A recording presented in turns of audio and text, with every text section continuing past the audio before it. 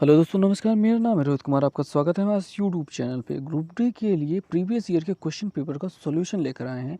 ये है हमारे लिए सेट नंबर 2। हमने वीडियो में इस चैनल पे वीडियो के फॉर्म में एक सेट हल करके दे दिया है, दूसरा सेट लेकर के आए हैं। सभी 100 क्वेश्चन हम करेंगे और तो हमारे साथ बने रहिए। और चलिए शुरुआत करते हैं पहले नंबर क्वेश्चन के साथ में। क्या है क्वेश्चन, ध्यान से देखते हैं। तो क्वेश्चन है, the hormones produce in plant due to which the stem bend towards sunlight. मतलब सनलाइट को और मुड़ने के लिए जो हमारे पास यहाँ पे हार्मोन्स होते हैं पेड़ पौधे में, वो कौन से होते हैं? तो ऑक्सिन, ये सही जवाब होगा। नेक्स्ट क्वेश्चन पे हम चलते हैं। क्वेश्चन क्या कहता है? क्वेश्चन में कहा गया है कि a small scale shop a business has following expansion: 10 10% on marketing, 65% on employees salary, 25% on raw material. If the business paid total salary 60,000, then what is the marketing expense? मतलब marketing के लिए कितना खर्चा वो करेंगे। तो यहाँ पे सैलरी दिया गया है आपको रुपीज़ में और सैलरी यहाँ पे दी गया परसेंटेज में। 65% बराबर 65,000, तो 1% बराबर 1,000, तो 10% बराबर 10,000। यानी कि मार्केटिंग के लिए हमने कहा कितना खर्च किया? 10,000। बहुत ही सिंपल क्वेश्चन था। नेक्स्ट क्वेश्चन यहाँ पे हमको क्या क्वेश्चन दिया गया है? क्वेश्चन कह रहा है, in a shopping mall cost of an article increase by 10%। 10% दाम बढ़ाया गया। Then it was decrease by 10%। 10% फिर कम किया गया। नेट इंक्रीज और डिक्रीज परसेंटेज, तो कुल मिला के जो रिजल्ट में मिला, क्या इंक्रीज हुआ कि डिक्रीज हुआ, वो आपको बताना है। तो यहाँ पे 1% डिक्रीज हुआ है। कैसे किया गया है दिखाते हैं। मान लीजिए 100 रुपये उसका दाम था, जब उसका दाम बढ़ाया गया 10%, यानी कि 10 रुपये बढ़ाया गया तो हो गया 110 रुपये। और 110 रुपये का जब 10% निकालेंगे तो वो होता है 11 रुपये। और अब हमने 110 में से 11 घटा दिया तो हमारा लास्ट में 99 बचता है। और 99 देखने में आपको सीधे सीधे समझ में आता है कि 100 में से 1 रुपये कम हो गया, यानी 1% डिक्रीज हो गया है। नेक्स्ट क्वेश्चन पे हम चलते हैं। यहाँ पे हमसे पूछा गया है, how many moles in sulphuric acid are present in 25 gram. तो सल्फ्यूरिक एसिड के 25 ग्राम में कितने मोल होते हैं, ये आपको बताना है। तो सल्फ्यूरिक एसिड होता क्या है? H2SO4, ये अपना सल्फ्यूरिक एसिड होता है। ठीक है। तो यहाँ पे H का जो द्रव्यमान होता है वो क्या होता है? 1। तो 1 इंटू 2 करेंगे तो यहाँ पे 2 मिल जाएगा। मैं इतना लंबा क्यों लिख रहा हूँ? 1 इंटू 2 करेंगे तो 2 मिल जाएगा। प्लस सल्फ़र का कितना होता है? सल्फ़र का होता है 32। 16 दूनी है, यहाँ पे 32 होता है। ऑक्सीजन का होता है 8। 8 दूनी है 16। 16 चौके 64 यहाँ पे मिल जाएगा। कितना मिल जाएगा हमको? 64 मिल जाएगा इसका, क्योंकि 4 है, 16 चौके 64 हो जाएगा। इनको जब ऐड किया जाएगा तो कितना मिल जाएगा? 2 2 4, 4 4 8 और 6 3 9, 98 मिल जाएगा। यानी अगर वो 98 ग्राम होता तो वो 1 मोल होता। 98 ग्राम होता तो 1 मोल होता। तो 25 ग्राम में कितने मोल? तो हमको क्या करना है? 25 में भाग दे देना है 98 से। ठीक है, 98 से हम भाग दे देंगे। अब हालांकि मुझे ऐसा नहीं लिखना चाहिए था, हमें यहाँ पे 98 से डायरेक्टली भाग देना वाला सिस्टम लिखना चाहिए था। तो यहाँ पे हम 98 से भाग देते हैं। डेसिमल लगाते हैं, यहाँ पे 0 बढ़ाते हैं और 9 9 दूनी 18, 9 त्रिक 27 ज़्यादा जाएगा, 9 दूनी 18 बार जाएगा। 2 8 16, 86 लगे 1, 2 2 9 18, 1 19 मिल रहा है। 10 में से 6 घटाने पर 4 हो गया। 14 में से 9 घटाने पर हो गया हमारा 5। तो यहाँ पे 54 मिल रहा है। हालांकि आगे गिनतियाँ जाएंगे, लेकिन अगर विकल्प में देखें कि 25 जो है बिल्कुल नहीं होगा, 225 तो बिल्कुल ही नहीं होगा। यहाँ पे 0.025 जो हो रहा है वो भी नहीं हो रहा है, 0.2 मिल रहा है और उसके बाद 5 5 होगा। तो यहाँ पे सी वाला विकल्प इस प्रकार से हमारा सही हो जाएगा। पर आपको इसके लिए याद होना चाहिए इनका एटॉमिक वेट क्या होता है। हाइड्रोजन के 1 होता है, सल्फर का होता है 32 और ऑक्सीजन का होता है 16। 16 चौके 64 हो गया। तो इस प्रकार से आपको इसका आंसर मिल चुका है। नेक्स्ट क्वेश्चन पे हम चलते हैं। क्वेश्चन है, weight of an object on the moon. चंद्रमा पर किसी का वेट कितना होता है और धरती पे वेट क्या? तो वो होता है 1/6 गुना। बहुत सिंपल सा आंसर होता है, ये हमने हमेशा से पढ़ करके रखा है। नेक्स्ट क्वेश्चन पे हम चलते हैं। यहाँ पे क्वेश्चन क्या है, find the area of triangle formed with the 3 straight line respective represented by, यहाँ पे 3 हमको स्ट्रेट लाइंस दी गई हैं, इनको मिलने वाले, मतलब ये वाली लाइन अगर हम पहली लाइन की बात करें वो ऐसी होगी, दूसरी लाइन ऐसी होगी, तीसरी लाइन ऐसी होगी, इससे जो इनके बीच में जो ट्रायंगल बनता है इसका आपको एरिया फाइंड करना है। तो ये क्वेश्चन कैसे होगा, तो क्वेश्चन ये होगा कैसे, बेसिक ट्रिक इसके लिए तो हमारे पास नहीं है, मतलब सॉरी शॉर्ट ट्रिक हमारे पास यहाँ पे नहीं है, हमारे पास बेसिक फार्मूला है, बेसिक फंडा है, उसी के ज़रिए मैं आपको यहाँ पे बताने का प्रयास करता हूँ। तो पहले और दूसरे समीकरण को हम करेंगे हल, और यहाँ से x और y की वैल्यू निकालेंगे, दूसरे और तीसरे को हल करेंगे, पहले और तीसरे को हल करेंगे, ऐसे करके हमको इसके सिरों के 3 बिंदु हमको मिल जाएंगे।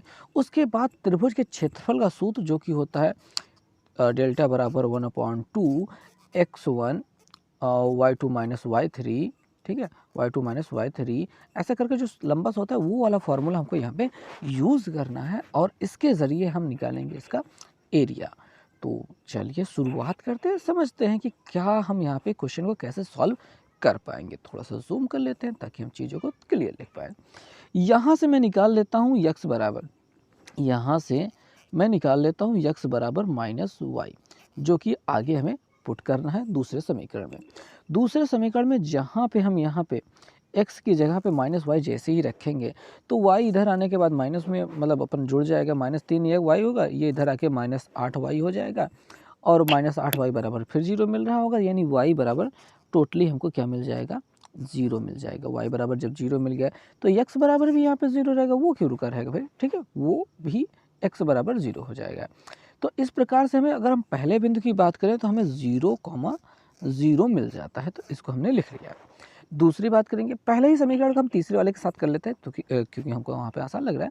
तो x की जगह पे हमने यहाँ पे -y रखा, तो ये -3y हो गया, -3y इधर जाने के बाद +3y हो गया, जो कि हो गया 1 के साथ 4 3 4 1 5 3 1 4 हो गया, 4y बराबर हमको मिल रहा है -12 के। 4 से अगर 12 को काटेंगे तो मिल जाएगा 3, यानी कि y की वैल्यू क्या मिल रही है हमको, -3 मिल रही है। y की वैल्यू हमको मिल गई है -3 हमने लिख लिया। और x की वैल्यू अगर हम यहाँ से निकालेंगे, मतलब y की वैल्यू यहाँ पे रखेंगे -3, तो माइनस माइनस प्लस हो जाएगा, x बराबर हमको मिल जाएगा 3। ये हमको दूसरा बिंदु मिल गया है।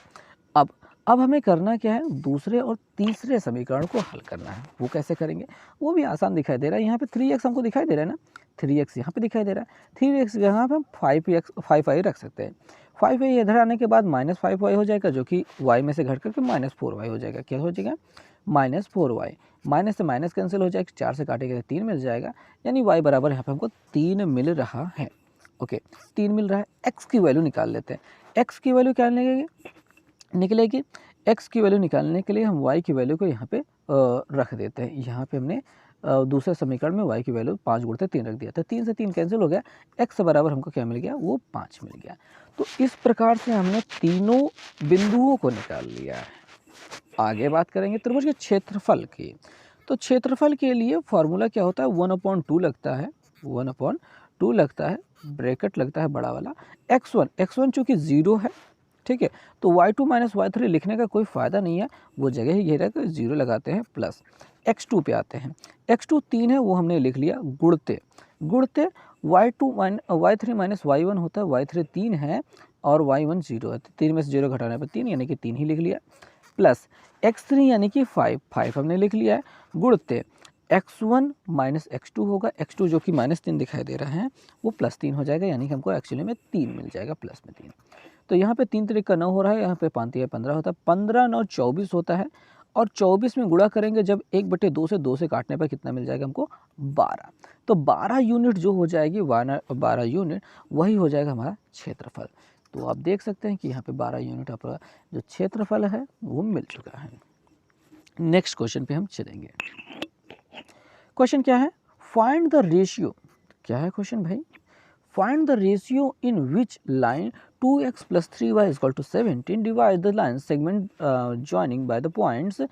देखिए पॉइंट्स क्या दिए गए हैं, 2 5 एंड 5 2, तो ये पॉइंट्स हो गए हैं और ये लाइन सेगमेंट है। तो कुल मिला के बात ये है कि ये दोनों पॉइंट्स का लेकर के एक लाइन लाइन सेगमेंट है, मान लेते हैं ये लाइन सेगमेंट है, और ये लाइन जाकर उसको ऐसे डिवाइड कर दी, दो भागों में बांट दिया। अब हमको यहाँ पर रेशियो हमको नहीं पता है किस रेशियो में इसने डिवाइड किया है।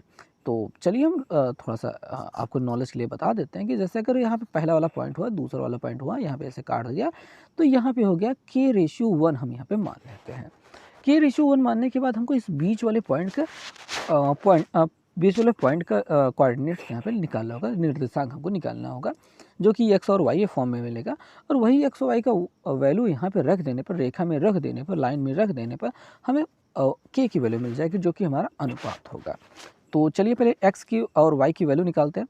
तो इसके लिए x के लिए होता है क्या, वो होता है x1 m2, x1 2 हो गया है, m2 क्या है 1 है, तो उनका गुणा क्या हो जाएगा 1, नहीं 2 1 जा 2, ओके 2 1 जा 2 प्लस x2 m1, x2 क्या है यहाँ पे 5 है और m1 k है, तो 5k upon m1 plus m2 यानी k प्लस 1, ये हो गया आपका x की कोऑर्डिनेट्स। y की कोऑर्डिनेट्स निकालेंगे तो 5 एकम 5 यानी वो 5 एकम 5 हो जाएगा, प्लस 2k हो जाएगा, 2k हो गया बटे k प्लस 1 हो गया, ये हमको कोऑर्डिनेट्स मिल गए। यही कोऑर्डिनेट्स को हमको यहाँ पे लाइन में रखना है।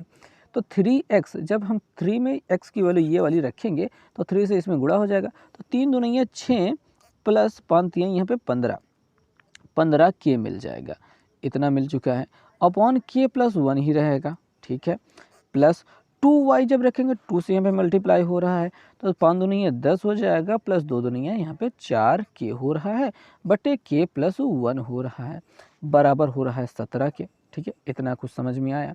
अब नीचे वाली गिनती है, जब बराबर है तो k प्लस 1 होगा और उधर जाके ये मल्टीप्लाई कर देगा, यह 17 के साथ में मल्टीप्लाई कर देगा, तो हमको मिल जाएगा 17k प्लस 17 मिल जाएगा, बराबर के इस पार 4k और 15k मिल जाएगा, हो जाएगा 19k, और 10 और 6 मिलकर हो जाएंगे 16, तो 16 उधर 17 के साथ जाके माइनस कर देगा, तो ऊपर उधर जाएगा 1 हो जाएगा, 17 इधर 19 के साथ माइनस करेगा तो 2k हो जाएगा, तो हमें बेसिकली मिलेगा 2k इजकल टू 1, तो k इजकल टू हो जाएगा 1/2 जो मिलेगा वही हमारा आंसर हो जाएगा। तो 1:2 जो हमको यहाँ पे मिल रहा है, यही हमारा आंसर हो जाएगा। तो क्वेश्चन ये कोऑर्डिनेट ज्योमेट्री के हैं और बहुत ज़्यादा ही अच्छे क्वेश्चंस हैं, हालांकि इनका कोई शॉर्ट ट्रिक भी हो सकता है आई थिंक, लेकिन I don't know. Next question पे हम चलते हैं। यहाँ पे दिया गया है the following is the price of cabbage over 12 month, what is the median of price. इस यहाँ पे प्राइस दिए गए हैं अलग अलग महीनों के, और इसका मीडियन क्या होगा वो हमको बताना है। सो मीडियन के लिए बेसिक फंडा ये होता है कि हमको इनको लाइन से लिखना होता है। सबसे पहले सबसे छोटी वैल्यू हम लिख लेते हैं, जो कि 30 है, वो एक ही बार है तो हमने एक ही बार लिखा है, और उसके बाद 40 को लिख देते हैं, और 40 कितनी बार है, 1 2 3 4 बार है, तो एक बार लिख चुके हैं, 2 3 ये 4 बार हमने मान लीजिए लिख लिया है। उसके बाद 50 की बारी आ जाती है, 50 को कितनी बार लिखना है, वो 3 बार आए हैं, तो 1 2 ये 3 बार हो गया, ठीक है, एक बार तो हमने लिखा था, 2 और 3 बार ये हो गया। उसके बाद 80 की बारी आ जाती है, और 80 1 2 3 4 बार हो गया, 4 बार हो गया। अब इसमें जो बीचों बीच संख्या आती है वही होता है अपना मीडियन। तो बीचों बीच क्या है, टोटल 12 महीने होता है, तो 12 ये पद दिए गए हैं, 12 का आधा होता है 6, 6 और 1 7, यानी कि बीच में 2 लोग मिलेंगे, 6 और 7, उन दोनों को जोड़कर 2 से भाग करना होगा। तो छठवें नंबर पे कौन आता है, तो ये पहला, दूसरा, तीसरा, चौथा, पाँचवा, छठवा, छठवें पे 50 आता है, और 7वें पे भी 50 ही आता है, तो 50-50 जोड़ने पर 100 का आधा कितना हो जाएगा, 50 हो जाएगा। तो यहाँ पे हमारा जो पहला वाला विकल्प दिखाई दे रहा है वो क्या हो जाए, 50 हमारा मीडियन हो जाएगा। तो क्वेश्चन बहुत आसानी से सॉल्व हो गया। नेक्स्ट क्वेश्चन पे चलते हैं। तो नेक्स्ट वाला क्वेश्चन क्या कह रहा है कि a particle in the medium complete 40 vibration in 2.5 second, frequency of waves, इसकी फ्रिक्वेंसी क्या है। तो फ्रिक्वेंसी क्या होता है, पर सेकेंड n इजकल टू मतलब 1 सेकेंड में कितने चक्कर वो लगा लेता है। तो 40 चक्कर लगा रहा है वो 2.5 सेकेंड में, 2.5 सेकेंड में 40 चक्कर लगाता है, 1 सेकेंड में कितना चक्कर, कितना कंबन कर पाएगा, वही हमको बताना है। तो बहुत आसान सा काम है कि 40 को हम 2.5 से भाग कर देंगे, 2.5 से हम भाग कर देंगे, दशमलव हटाएंगे तो 0 बढ़ा देंगे। अब देखिए ये 100 हो रहा है, 400 हो रहा है तो 400, 25 चौके यहाँ पे 100 मिल जाता है, तो 4 चौके 16, 16 HZ, HZ मतलब हर्ट्ज जो होता है, हर्ट्ज यानी कि प्रति सेकंड, ये इसकी फ्रिक्वेंसी हो जाएगी। नेक्स्ट क्वेश्चन पे हम चलते हैं। कहा गया है what does the Mangalyaan on the receivers of the Indian 200 rupees bank note deposit depict. तो ये क्या दर्शाता है? ये दर्शाता है Indians first venture in the interplanetary space. तो इस चीज़ को वो दिखाता है, भारत के पहले अंतर ग्रही यानी कि दूसरे ग्रह पर भेजने वाले पहले मिशन को ये दर्शाता है, ठीक है, उसके सक्सेस को दर्शाता है। सो नेक्स्ट क्वेश्चन में हम आ जाते हैं। कहा गया है कि ratio of days required by A and B complete a work in 3:5, 3 और 5 के रेशियो में ये लोग काम ख़त्म करने में, मतलब एक काम को ख़त्म कर देंगे। The require 5/8 days to complete a work. एक काम को ये दोनों लोग मिलकर के क्या करते हैं, 5/8 दिन में काम को ख़त्म कर देते हैं। तो in how many days can A alone complete twice the work. उस दुगने काम को कितने दिन में कर पाएगा? तो मान लेते हैं कि ए अकेला 3x दिन में कर लेता है, बी अकेला 5x दिन में कर लेता है, यही मानते हैं। तो इनके एक दिन का काम निकाल लेते हैं, वो हो जाता है 1/3x प्लस 1/5x। मैं बहुत ज़्यादा x का यूज़ करता हूँ। अच्छा, 8 पंच 40, 40 5 45, ठीक है, 45/8 हो रहा है, उसको उलट कर 8 बटे हमको यहाँ पे 45 यूज करना है, ठीक है। यहाँ पे दोनों ने मिलकर इस काम को इतने दिन में ख़त्म किया, तो उनके एक दिन का काम उन्हें यहाँ पे रख लिया है। तो 5 15 हो रहा है, इनका एलसीएम 15x हो जा रहा है, ऊपर चला जाएगा 5 प्लस हो जाएगा यहाँ पे 3, बराबर हो रहा है 8/45। हालांकि मुझे 45 नहीं लिखना चाहिए था, 5 3 8 हो रहा है, उससे वो 8 कट जाएगा, 15 3 45 यहाँ पे 3 हो जाएगा। x इक्वल टू हमको यहाँ पे सीधे सीधे 3 दिखाई दे, x इक्वल टू क्या दिखाई दे रहा है, 3 दिखाई दे रहा है। तो ए उस काम को 3, यहाँ पे 3x हो रहा था, 3 तरीका 9 दिन में काम वो पूरा ख़त्म कर रहा था। अब चूंकि काम दुगना हो गया है, यहाँ पे ट्वाइस वर्क कर रहे हैं, तो 9 दूनी 18 कर लेते हैं, 9 दूनी 18 कर लेते हैं, तो 18 दिन में वो काम को दुगने काम को ख़त्म कर लेगा। तो इस प्रकार से इस क्वेश्चन का आंसर मिल गया है। नेक्स्ट क्वेश्चन पे हम चले जाते हैं। यहाँ पे कह रहे हैं कि कौन सा वेन आरेख सही संबंध को दर्शाता है। तो बटन, पेन और कमीज़ की बात कर लेते हैं। तो कमीज़ ये हो गई, कमीज़ के अंदर बटन होती है और पेन अलग चीज़ होती है, तो ऐसा जो आकृति दिखाई देगी वही अपना सही होगा। तो यहाँ पे हमको दिखाई दे रहा है चौथा वाला विकल्प करेक्ट है। नेक्स्ट क्वेश्चन पे हम चलते हैं। क्या कह रहा है, which of the following does not belong to group. कौन सा ग्रुप से संबंध नहीं रखता है। तो ए होता है 1, बी होता है 2, सी होता है 3, डी होता है 4, 4 यहाँ पे बिलोंग नहीं कर रहा है, 5 दे रहा है, तो बस यही अपना विकल्प सही हो गया, ठीक है। बाकी और भी चेक कर सकते हैं इनमें, ई, ओ और जे के बाद में संबंध। एक देखिए 1 होता है, ई होता है 5, उसमें 4 जोड़ा गया होता है, और बी कितना है 2 होता है, जे होता है 10, 8 जोड़ा गया है, पहले 4 जोड़ा गया फिर 8 जोड़ा गया, अब की बार 12 जोड़ा जाना चाहिए। तो सी होता है 3, 12 3 15 होता है, तो ओ 15 होता है, तो इसमें कितना जोड़ा गया, 12 जोड़ा गया ना। ऐसे ही डी होता है 4, उसमें अब कितना जोड़ा जाना चाहिए, 16 जोड़ना चाहिए, 16 जोड़ना चाहिए, तो 16 4 20 हो गया, टी यानी कि 20 हो गया, तो करेक्ट है ना। तो अपना यहाँ पर डी वाला विकल्प सही है। मतलब डी वाला मतलब पहले नंबर पर दिया है ना, डी वाला, ये वाला थोड़ा ध्यान से देखना होगा भाई, अगर आप नए हैं तो इसको थोड़ा सा समझना होगा। कह रहे हैं who has been re elected as International Cricket Council ICC chairman. Chairman के लिए कौन से दोबारा से ये नियुक्त किया गया है, तो शशांक मनोहर ये इसके लिए नियुक्त किए गए हैं। अच्छा, ये 2017 का करंट अफेयर है, तो अभी इसका ज़्यादा कोई महत्व तो नहीं रहेगा। अब अगले वाले क्वेश्चन पे कह रहे हैं, तो ग्रुप कौन सा ग्रुप है यहाँ पे, contain non reactive reactive gases, किसमें अक्रिय गैसें रहती हैं। तो तो अगर आपने पीरियोडिक टेबल देखा है तो इस प्रकार से जो होते हैं वो ग्रुप्स कहलाते हैं। और एकदम लास्ट वाले ग्रुप में जो 18वें नंबर पे होता है वहीं पे अक्रिय गैसों को यानी कि हीलियम ये सारी गैसों को रखा जाता है, हीलियम आर्गन वगैरह को, तो वो 18वां ग्रुप होता है। करेक्ट है। नेक्स्ट क्वेश्चन पे चलते हैं। कहा जा रहा है कि विच of the answer figure will come next following problem. ठीक है, यहाँ पे एन जैसी आकृति बन रही है तो यही बीच वाले हिस्से को ऊपर जोड़ दिया गया है। करेक्ट है। और यहाँ पे 4 जैसी आकृति बन रही है, हम इसको नीचे पहुँचा देते हैं तो ये त्रिभुज जैसी आकृति हमको बन जाएगी। ये वाला हिस्सा हम यहाँ पे मानेंगे ज़्यादा पॉसिबल रहेगा। हालांकि ये वाला नहीं मानेंगे क्योंकि इसमें 2 ही लाइन है, इसमें 2 ही लाइन खींची गई तो हम मानेंगे ही नहीं। ये 3 लाइनें खींची गई हैं लेकिन तीर बना गया है, राम जी का तीर चला रहे हैं तो थोड़ा सा कम अच्छा लग रहा है, तो हम बी वाले पे ज़्यादा फोकस करेंगे तो वही हमारा करेक्ट आंसर भी रहेगा, तो वही हमारा करेक्ट आंसर भी है। नीचे कौन सा क्वेश्चन दिया गया, कह रहे हैं कि निम्न में से कौन सी नदी तिब्बत से होकर बहती है जहाँ पे उससे और वहाँ यारलंग्स तंसगपो नदी के रूप में नाम से जाना जाता है। तो भाई ये नाम ही पढ़ने में मुश्किल था, लेकिन ऐसे ये ब्रह्मपुत्र नदी है जो आपकी तिब्बत से होकर निकलती है आती है।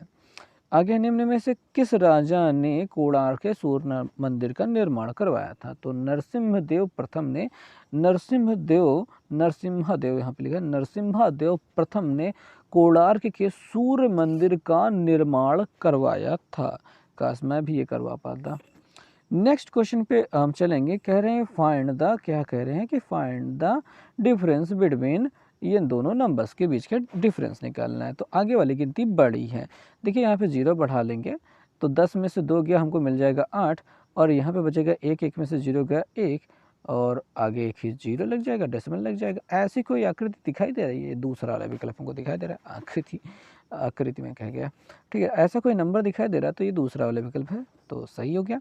नेक्स्ट क्वेश्चन पे चलेंगे। नीचे दी गई किस परमाणु संख्या वाले तत्व का रासायनिक गुण, मैग्नीशियम एक धातु होती है, ठीक है, उससे ज़्यादा मिलता है। तो मैग्नीशियम जो है ना, दूसरे पहले ग्रुप में सोडियम और तो दूसरे वाले मैग्नीशियम होता है, तो इसका परमाणु क्रमांक अपना कितना होता है, होता है 12, ठीक है। और ये 4 वाले के ज़्यादा समकक्ष है, ज़्यादा नज़दीक है, ठीक है, ज़्यादा उसके गुण 4 वाले के साथ समानता रखते हैं, ठीक है, क्योंकि वो उसी लाइन में, ये दूसरी वाले में, यहाँ पे जहाँ पे मैग्नीशियम होता है उसी के ऊपर होता है अपना ये 4 नंबर वाला, ठीक है। आगे वाले क्वेश्चन पे हम चलते हैं। क्या क्वेश्चन कह रहे हैं 35% of a number is 91, find what is the number. तो नंबर कौन सा है, तो x का अपना 35% कितना है, 35% 91 है, ठीक है, लो हो गया। 7 से 7 बचे 35, 7 एक कम 7, 7 देखिएगा 13 7 91 होता है, तो 5 से इसको काट देंगे तो 20 आ जाएगा, 13 दूनी 26, मतलब 260 मिल रहा है। पहले दूसरा वाला विकल्प हमारा कर रखते हैं। नेक्स्ट क्वेश्चन पे हम चलते हैं। The force on that a neutron exert on the proton inside an atom, तो एटम के इनसाइड में, अंदर में जो प्रोटॉन पे बल लगता है वो कौन सा होता है, न्यूक्लियर फोर्स होता है, नाभिकीय ऊर्जा होती है, ठीक है, तो वही हमको यहाँ पे लगता है, मिलता है, होता है। और नेक्स्ट क्वेश्चन पे हम चलते हैं। ये क्या हो गया, नेक्स्ट क्वेश्चन पे हम चलेंगे। क्या किया गया, यहाँ पे एक स्टेटमेंट दिया गया और उससे संबंधित विचार दिया गया, तो कौन सा हमारे पास यहाँ पे सही है ये हमको बताना है, तो देखते हैं। कह रहे हैं कि there are many great people who have sacrifice their lives for bring freedom to our country. यहाँ पे बहुत सारे लोग हैं जिन्होंने अपने जान की कुर्बानी दी है देश को आज़ादी दिलाने में। One has to died to bring freedom, तो ये हमें थोड़ा सा नज़दीक लग रहा है, सही है। वी लिव और डाई वंस, ये दूसरा वाला बिल्कुल नहीं जा रहा है, ठीक है, और केवल पहला वाला भी नहीं हो रहा है, ठीक है, दूसरा वाला तो बिल्कुल भी नहीं जा रहा है, पहला वाला भी नहीं हो रहा है, यहाँ पे कोई भी अपना सही नहीं है। ओके, तो सोडियम हाइड्रोक्साइड क्या होता है, ये होता है अपना क्या sodium NaOH, sodium hydroxide react with किसके साथ रिएक्ट करता है, फ्रॉम क्या लिखे हैं, सोल्यूशन फॉर टेबल सॉल्ट।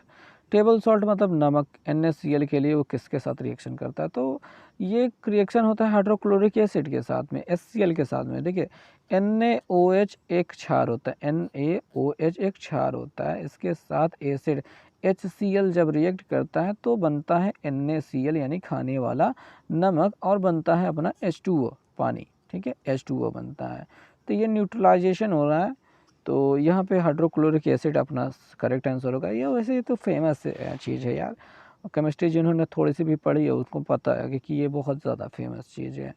तो नेक्स्ट क्वेश्चन कहा गया है कि which organization is entering to joint venture with Spain's Congelados de Navarra, ये कोई कंपनी का नाम है, to set up a food processing plant at Ludhiana in Punjab with investment of 325 crore. तो ये कौन सी कंपनी है जो इसके साथ रशियंस कंपनी के साथ में डील करके फूड प्रोसेसिंग यूनिट को स्थापित कर रही है, ये इफ़को ने किया है, ठीक है। अभी तो ये पुराना करंट अफेयर हो चुका है, अब यहाँ पे पैटर्न पकड़ना है, इसके हिसाब से कौन सा सही होगा। तो ये ऐसा कुछ हो रहा है, तो हम यहाँ पे इस वाले को ज़्यादा सही मानेंगे, ये बिल्कुल नहीं, तो मुझे अच्छा नहीं लग रहा, हम डी वाले के साथ जाएंगे, तो डी वाला करेक्ट आंसर है। नेक्स्ट क्वेश्चन के साथ कर रहे हैं, तो कहा गया है कि as of August 2018 who is the defence minister of India. तो निर्मला सीतारमण 2018 में थी रक्षा मंत्री। आगे बात वाले क्वेश्चन भी चलेंगे, यहाँ पे कौन सा डिफरेंट बात कर रहा है, ये क्लॉकवाइज घूम रहा है, ये क्लॉकवाइज घूम रहा है, ये क्लॉकवाइज घूम रहा है, ये एंटी क्लॉकवाइज घूम रहा है, तो डी वाला हमारा क्या होगा, करेक्ट आंसर होगा। Who is the current minister of culture, तो ये कौन है, महेश शाह हैं कल्चर मिनिस्टर, ठीक है। नेक्स्ट क्वेश्चन पे हम चलेंगे, विच of the following number is perfectly divisible by 4, 4 से कौन सही सही कट जाएगा। तो इसके लिए आपको इकाई के दो मतलब पीछे के 2 अंकों को देखना होगा। जैसा कि 54 लिखा है, 54 4 से नहीं कटता है, 76 4 से कट जाता है, 66 नहीं करता है, और 90 भी नहीं करता है। तो जिनके इकाई के 2 अंक 4 से कट जाते हैं वो पूरी गिनती क्या होते हैं, 4 से डिविजिबल होते हैं, ये आपको याद रखना है, और इससे आप बहुत जल्दी से आंसर निकाल भी सकते हैं, ठीक है, जैसे कि हमने निकाला है। क्वेश्चन क्या है, कहा गया है कि cell of mass 0.04 kg is fired by a gun mass of 120 kg if the muzzle speed of cell is 90 meter per second. What is the recoil speed of a gun? तो बंदूक चलाएगी, बंदूक से गोली चलाएगी, गोली की स्पीड इतनी दी गई है 90 मीटर पर सेकेंड, हमको बताना है कि बंदूक कितने वेग से पीछे की ओर झटका देगी। तो यहाँ पे बंदूक का वेग रख देते हैं v, और उसके साथ उसका वज़न का गुणा कर देते हैं 120, अब बराबर कर देते हैं बंदूक का जो गोली का जो स्पीड है 90 से, और उसका मल्टीप्लाई कर देते हैं उसका द्रव्यमान से 0.04 से। ऐसा काय लिए किया भैया, इसका करने का तरीका मतलब बस इतना सा है कि संवेग संरक्षण का नियम यहाँ पे लग रहा है, क्रिया प्रतिक्रिया का नियम भी कह सकते हो, संवेग संरक्षण का नियम वैसे सदा यही लगता है। तो द्रव्यमान गुणते वेग बराबर द्रव्यमान गुणते वेग, तो यहाँ पे ऐसे काट लेते हैं, 3 से होगा 4 मिल गया, 3 3 9 मिल गया, और 4 से कट रहा है सीधे सीधे कट गया, 0.001 मिल गया, और यहाँ पे 3 इंटू और यहाँ पे 0.01 जो मिला है वो 10 के पावर -2 होते हैं, तो मीटर पर सेकंड हम कह देंगे। तो ये कौन सा हो गया, चौथा वाला विकल्प हमारा सही हो गया। ऐसे हम लगा सकते हैं। अगली वाली सवाल पे हम चलते हैं। अगली वाली सवाल कहा कहती है कि शांत जल में एक नाव अपने गंतव्य स्थान पर पहुंचने और वहां से प्रारंभिक स्थान पर वापस आने में 15 घंटे का समय लगाती है, उसी यात्रा को नदी के प्रवाह के साथ 16 घंटे में मतलब 16 घंटे में पूरा किया जा सकता है। नदी और नाव की गति का अंतर 15 किलोमीटर प्रति घंटा है और हमको क्या करना है, नदी की चाल ज्ञात करनी है। हम चारों विकल्पों में चेक करेंगे, पांचों वाला विकल्प का चेक करके देखो यहाँ पे चेक करेंगे कैसे, वही हम यहाँ पे समझ रहे हैं। ठीक है, पांचवा वाला विकल्प जो 5 किलोमीटर प्रति घंटा वाला विकल्प है, यही हम यहाँ पे चेक कर लेते हैं और हमारा आंसर मिल जाएगा। कैसे चेक करेंगे, देखो भैया नदी के प्रवाह 5 है तो 15 अगर अंतर हो रहा है तो नाव कितना हो गया, 15 5 और 20 हो गए। नदी के नाव का चाल कितना हो गया, 20 हो जाएगा। अब 20 और 15 का गुणा कर लो, कहे कि भैया अगर यहाँ से यहाँ तक जाएगा और वहाँ से वहाँ तक आवेगा है, तो अगर दूरी x है तो 2x मान लेते हैं और दूरी बराबर चाल गुणते समय होता है, तो चाल है 20। काहे कि पहले छुच्छे नदी नगुआ जाती है ना, पानी तो बहात नहीं है। तो भैया बात यही है कि 20 और 15 गुणा कर ले तो 15 दूनी 30 यानी 300 का हो गया किलोमीटर हो गया 2x बराबर 2x बराबर, यानी कि एक तरफे का जो जाएग दूरी होगी खाली जाएगा 150 होगी और आएगी 150 होगी। तो इतना समझ में आएगा भैया। अब अगर कह रहे हैं कि नाव पानी बहात रहा है, ठीक है, अगर नदी का प्रवाह है तो 16 घंटा लगते हैं, तो देख लेते हैं कैसे लगता है। अगर नदी बहात है और 20 किलोमीटर नाव का चाल जो नदी का प्रवाह है 5 है तो 20 5 25 हो जाएगा। तो अगर जा रहे हैं 150 किलोमीटर और 25 के स्पीड में जाएंगे तो कितना घंटा लगेगा, 25 छक्का 150 होता है, 6 घंटा लगेगा जाए में, और वापस आने लगेंगे तो पानी उल्टा पार लगेगा। तो एम का हो जाएगा, स्पीड हो जाएगा कितना 15 का, ठीक है, 20 में से 5 घट के 15 का। तो 150 को जब 15 से भाग करेंगे तो कितने बार जाएगा, 10 बार जाएगा। तो भैया 10 घंटा वापस आवे में 6 घंटा जाए में 10 6 16 घंटा टोटल लग गवा, यानी हमारा पाँचवा जो 5 किलोमीटर प्रति घंटा रहा वही पे हमारा विकल्प सेटिस्फाई होता है और कोनो पे ना हो पाएगा। तो ये पे आंसर मिल गया है। 9 के क्वेश्चन पे चलते हैं। तो 33 नंबर क्वेश्चन का दिन है, कह रहे हैं कि द फ्लो ऑफ किसका is anti clockwise in given circuit. अब यहाँ पे देखो बैटरी के देखो नक्शा करने के और यहाँ जौनी और प्लस लिखा है या फिर जौनी की लंबी लाइन होती है उधर की ओर प्लस होता है और उधर की ओर से करंट जाती है। तो यहाँ पे धारा की दिशा क्या हो गई, क्लॉकवाइज हमको दिखाई दे रही है। क्लॉकवाइज मतलब घड़ी की दिशा में, जौनी की ओर घड़ी चलत है। अब घड़ी तो लुप्तपईवा है तो दिखावे नहीं करते कौन वो घड़ी जात है, लेकिन रीजनिंग वाले लड़का है तो पढ़े हो भाई कर। अच्छा, जौनी तो ओर से धारा जाती है ओकर ठीक उल्टी ओर से कौन जाता है, इलेक्ट्रॉन जाता है। तो यहाँ पे क्या भरा जाएगा, इलेक्ट्रॉन भरा जाएगा। तो सही हो गया क्वेश्चन। अब अगवा चलते हैं। का क्वेश्चन कहा गया है कि which Indian personality was honoured with the 2017 Carnegie medal of Carnegie medal of philanthropy.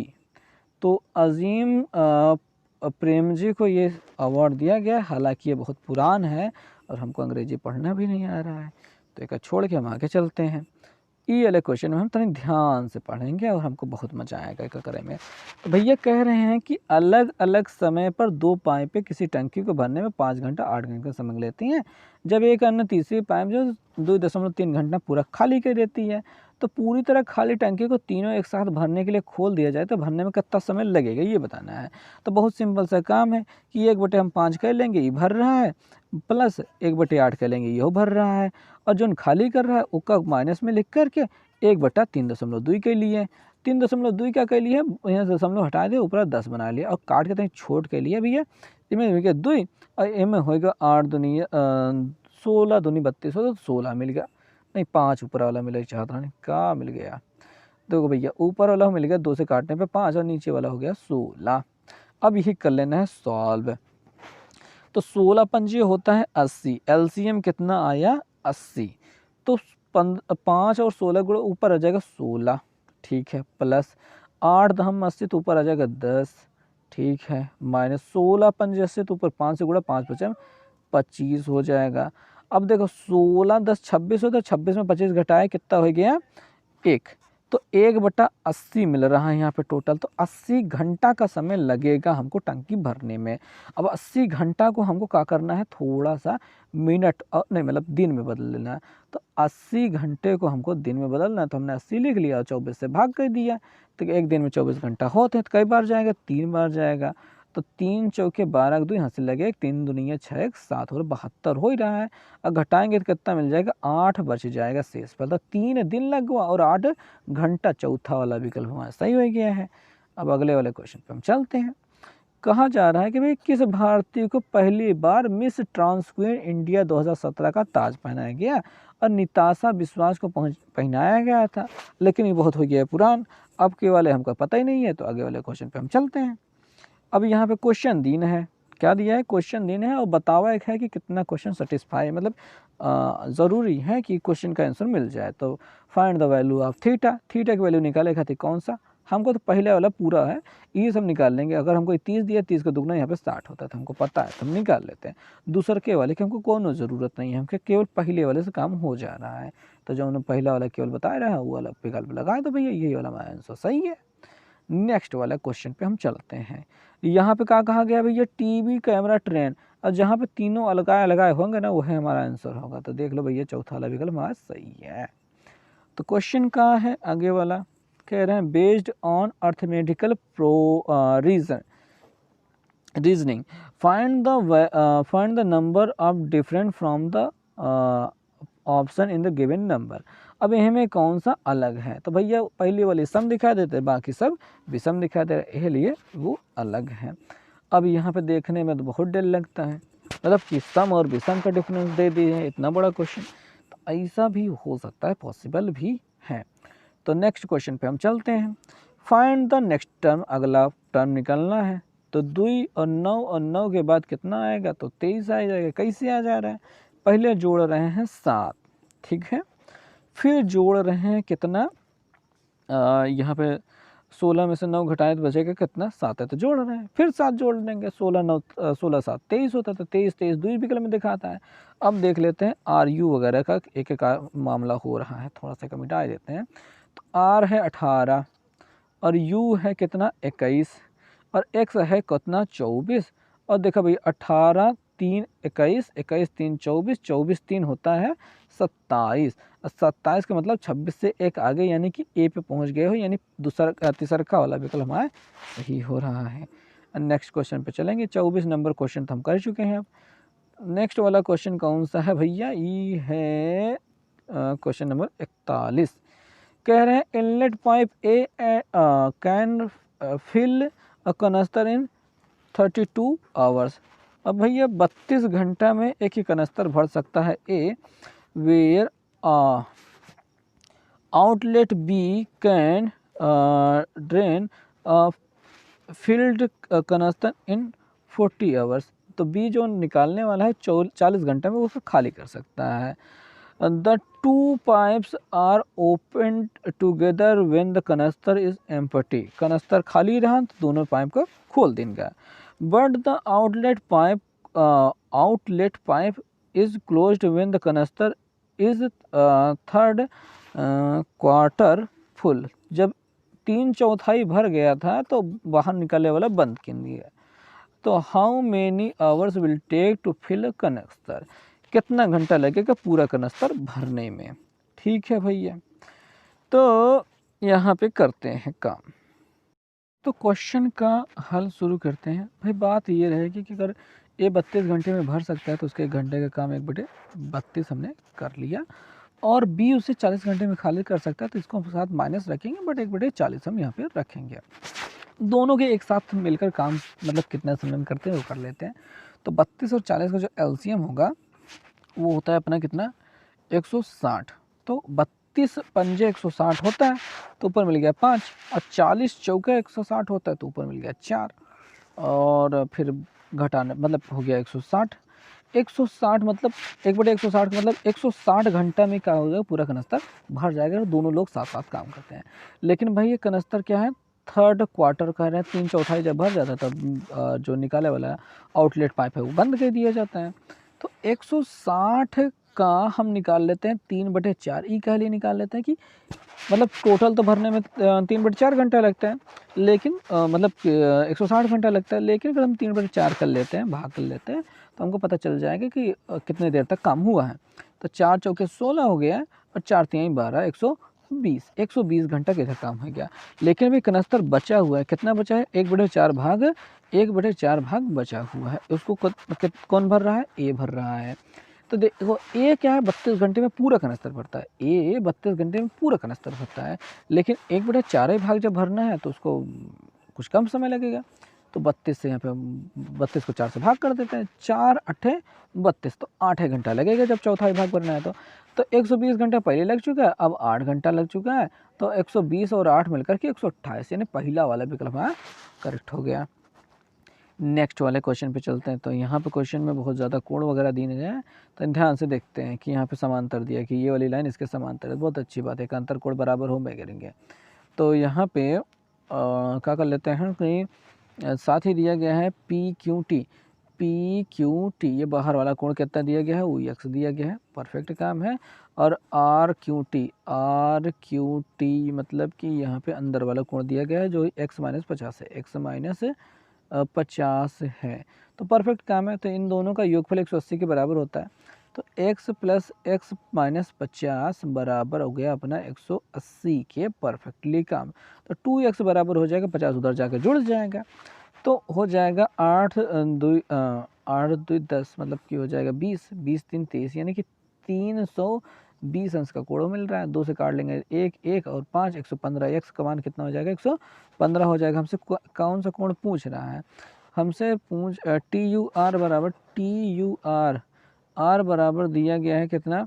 x + 25। अब x का मान 115 मिल गया है, तो ये अगर u का मान TUR 125 दे रहा है, x + 25 दे रहा है, तो मैं अगर जोड़ देते हैं, ठीक है, तो हमसे क्या पूछ रहा है? यू आर एस का वैल्यू, ये बाहर वाले का हमसे पूछ रहा है, तो हम उसको निकालेंगे कैसे? ठीक है, तो ऊपर वाला हम कोण की बात कर लेते हैं। तो ऊपर वाला कोण हमारा कितना है? वो हो गया है TUR, मतलब x + 25, तो 125 में 115 में 25 जब जोड़ेंगे तो 5 5 10, मतलब 140 हो जाएगा। यहाँ पे वाला हिस्सा हो गया 140, यहाँ वाला हिस्सा हो गया 140, और यहाँ पे समांतर दिया गया है, तो 140 के ही तो एकांतर कोण यहाँ पे बाहर वाला बनेगा, तो 140 के ही एकांतर तो यहाँ बाहर वाला बनेगा, तो 140 के बराबर हो जाएगा। तो इस प्रकार से इस क्वेश्चन का आंसर मिल गया है। ओके, तो नेक्स्ट क्वेश्चन पे हम चलते हैं। यहाँ पे कह रहे हैं विच of the following award has the English patent one. तो यहाँ पे द गोल्डन मैन बुकर पुरस्कार जो है ये इंग्लिश पेटेंट पे काम होता है। तो मैन बुकर प्राइज़ जो भी होता है वो इंग्लिश में राइटिंग करने के लिए, इंग्लिश में जो भी लिखा जाता है उस पर दिया जाता है, English Golden Man Booker Prize. Next question पे चलते हैं। क्या कहा गया है कि वह कौन सी भिन्न है जिसे 1/2 में से घटाने पर 3/4 शेष फल प्राप्त होता है? तो बस सिंपल सी बात है, इसमें से इसको घटा दो, पता चल जाएगा। 1/2 में से 3/4 को हम घटा देते हैं, तो सिंपल सा वो आंसर पता चल जाएगा। तो 4 और 2 का एलसीएम 4 हो गया, 2 3 4, ऊपर मिल जाएगा 2, माइनस है क्या हो जाएगा? 3 का मतलब वो 3 ही रहेगा, तो घटाने पे 1/4 मिलेगा, वो भी माइनस 1/4, यानी पहला वाला विकल्प हमारा करेक्ट होगा। ठीक है, इस प्रकार से इस क्वेश्चन को सॉल्व किया जाएगा। नेक्स्ट वाले क्वेश्चन पे चल रहे हैं। कह रहे हैं find the next term of the series. इस सीरीज का नेक्स्ट टर्म क्या हो जाएगा?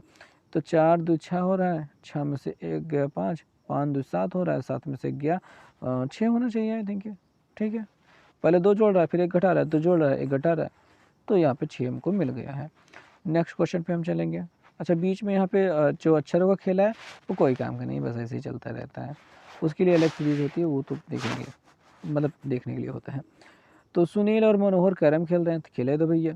अगर सुनील उत्तर पूर्व की ओर देखता है, भैया अगर हम कैरम खिलाने के लिए वैसे बैठा दें, मतलब चौकोर तो कैरम होता है, लेकिन अगर सुनील इधर उत्तर पूर्व की ओर, इधर की ओर देख रहा है, तो कौन भैया उसका प्रतिबिंब? मनोहर किसी ओर देखा है, इधर की ओर, दक्षिण पश्चिम की ओर देखेगा, दक्षिण पश्चिम की ओर देखेगा, बहुत अच्छी बात है।